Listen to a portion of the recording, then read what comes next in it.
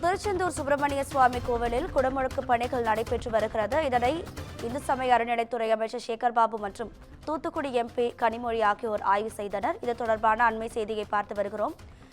குடமுழுக்கு பணிகள் 90% நிறைவடைந்திருப்பதாக அமைச்சர் சேகர் பாபு தெரிவித்திருக்கிறார். இது தொடர்பான கூடுதல் தகவல்களை நமது செய்தியாளர் மணிகண்டன் வழங்கிட கேட்கலாம். மணிகண்டன் வணக்கம். கனிமொழி மற்றும் சேகர் பாபு இருவருமே என்னென்ன ஆலோசனைகளை ஈடுபட்டாங்க? அடுத்த கட்ட நடவடிக்கைகள் பணிகள் என்னவாக இருக்கும்? உங்க விரிவான தகவல்கள். வணக்கம் ராதிகா.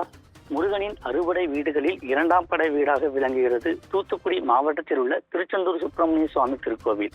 இத்திருக்கோவில் பிரசித்தி பெற்ற சுற்றுலா தலமாக விளங்கி வரும் நிலையில் இங்கு தினந்தோறும் ஏராளமான பக்தர்கள் வருகை தருகிறார்கள். திருவிழா நாட்கள் மற்றும் விடுமுறை தினங்களில் பல்லாயிரக்கணக்கான பக்தர்கள் வருகை தந்து சுவாமி தரிசனம் மேற்கொள்வார்கள். இந்த நிலையில வரும் 7ஆம் தேதி அன்று கும்பாபிஷேகம் வெகு விமர்சையாக நடைபெற உள்ளது.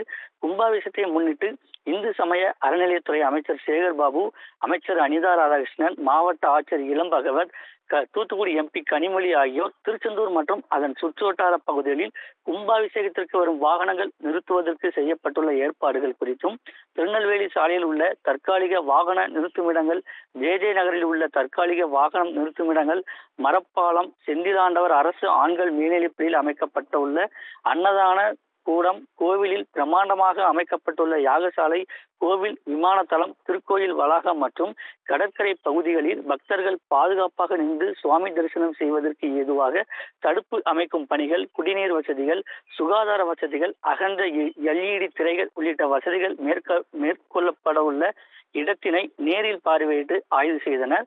மேலும் அமைச்சர் சேகர் பாபு செய்தியாளரிடம் கூறும்போது 90%க்கும் மேலான கும்பாபிஷேக பணிகள் நிறைவடைந்துள்ளதாகவும் அவர் கூறினார்.